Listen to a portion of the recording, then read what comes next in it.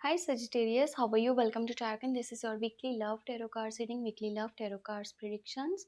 I am really sorry कि ये reading आपको बहुत लेट मिल रही है, जो कि 5 से लेकर 11 अगस्त के लिए होने वाली थी और काफ़ी डेज गुजर चुके हैं। पर लाहौर में बारिशें इतनी ज़्यादा हो रही हैं कि काम नहीं करने हो पा रहा, लाइट ही नहीं है तो फिर काम किस तरह से होगा।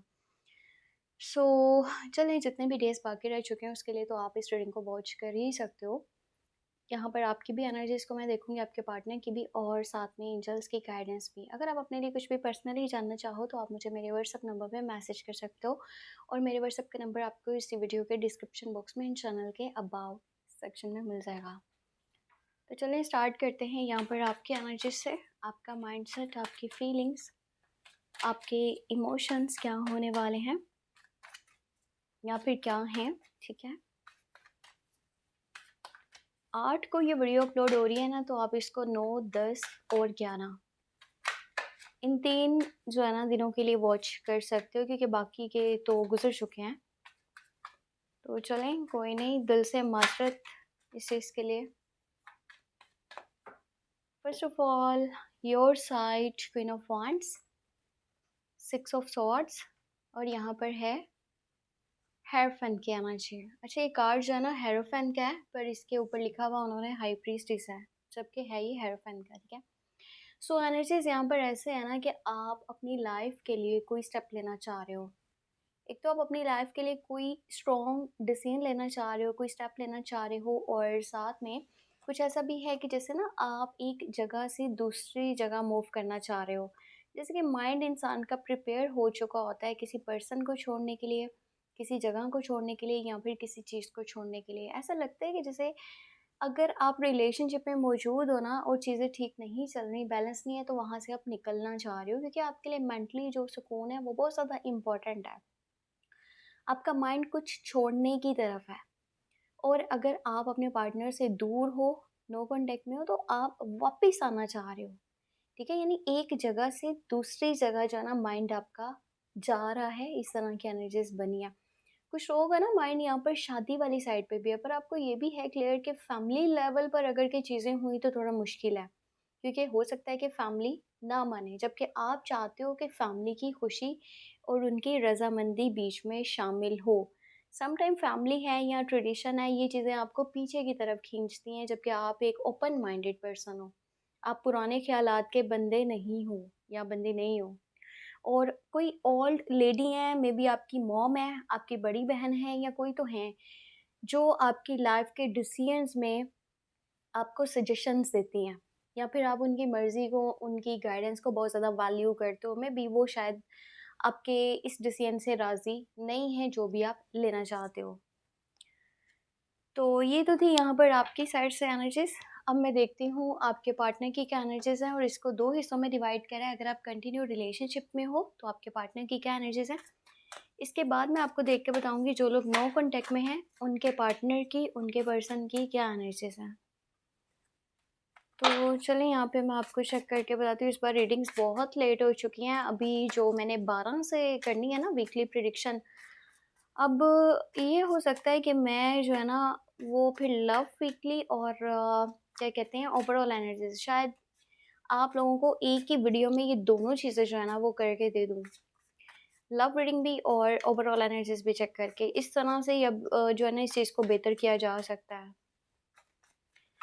तो चलें देखते हैं आप में से जो लोग कंटिन्यू रिलेशनशिप में हैं उनके पार्टनर की एनर्जीज क्या हैं। यहाँ पर है devil, queen of pentacle, S of wands है। तो इस पर्सन की साइड से ये बड़ा ही पैशनेट लव, स्ट्रॉन्ग कनेक्शन है, स्ट्रॉन्ग बॉन्ड है, जिसमें वो पर्सन आपको बहुत ज़्यादा प्यार करता है, पसंद करता है, साथ में चलना चाहता है, और ये ना कुछ स्टेप भी लेने का सोच रहा है। और ये पर्सन ऐसा है जो बहुत ही प्यार करने वाला, केयरिंग सा एटीट्यूड है इसका, सपोर्टिव सा भी है। पर ये पर्सन ना दिल में बहुत सारी बातें रखे हुए है, और आपकी कुछ बातें हैं जो उसको काफ़ी ज़्यादा बुरी लगी हैं, पर वो शो नहीं करवा पा रहा। इसकी लाइफ में ना बैड एनर्जीज बहुत ज़्यादा हैं, ठीक है। इसका माइंड आपके लिए फिजिकल अट्रैक्शन वाली साइड पे भी बहुत ज़्यादा है। यानी कि इसका ऐसा है कि ये प्यार करेगा ना किसी से तो बेहद प्यार करेगा, किसी से नफरत करेगा तो बेहद नफरत करेगा। और ये पर्सन ना फिजिकली ज़्यादा आपके साथ अटैच रहना चाहता है। और कुछ ब्लैक एनर्जीज़ भी मुझे उसकी साइड पे नज़र आ रही हैं, जैसे कि किसी ने इसके ऊपर जादू, टोना, तावीज़ कुछ तो करवाया है, जिसकी वज़ह से इसकी लाइफ़ काफ़ी ज़्यादा जो है ना वो डिस्टर्ब हुई पड़ी है। वेल अभी हम देखने वाले हैं आप में से जो लोग नो कॉन्टैक्ट में हैं, उनके पर्सन की, उनके पार्टनर की क्या एनर्जीज़ हैं।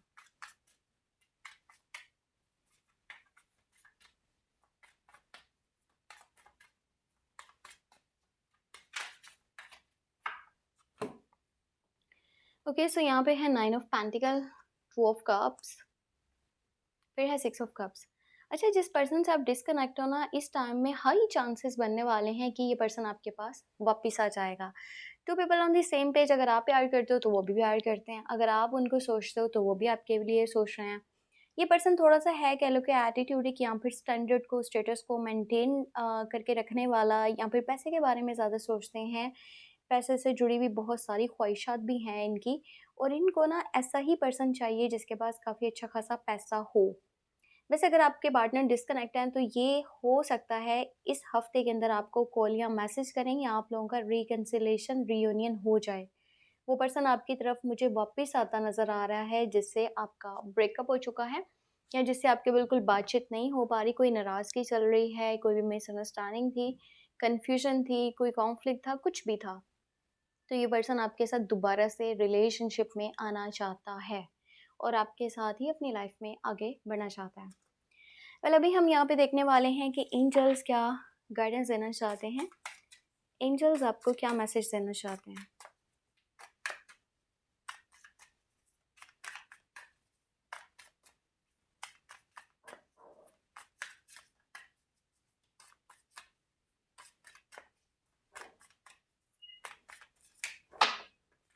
एंजल्स की गाइडेंस, एंजल्स के मैसेज 10 ऑफ वांड्स है, उसके बाद है यहाँ पे 7 ऑफ वांड्स, और फिर है पेज ऑफ सॉर्ड्स।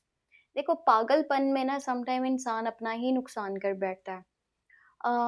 तो जिस तरह ये देखो, ये कार्ड पे शो हो रहा है ना, वो बंदा अपने ही बाल काट रहा है, क्योंकि ये पर्सन की एनर्जी जो है ना वो नहायत ही बेवकूफ़ाना फैसले करने वाली होती है।